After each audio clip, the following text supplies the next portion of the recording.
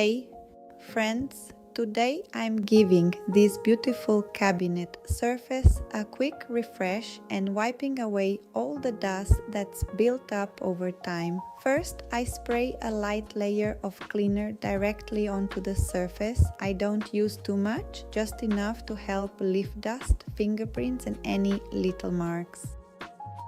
I grab my soft microfiber cloth and start wiping from one side to the other.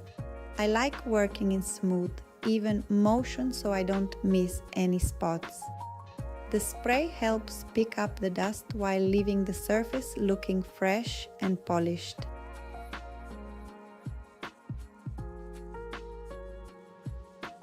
As I go, I pay extra attention to the edges and corners where dust likes to hide. It's such a satisfying process watching everything look cleaner with just a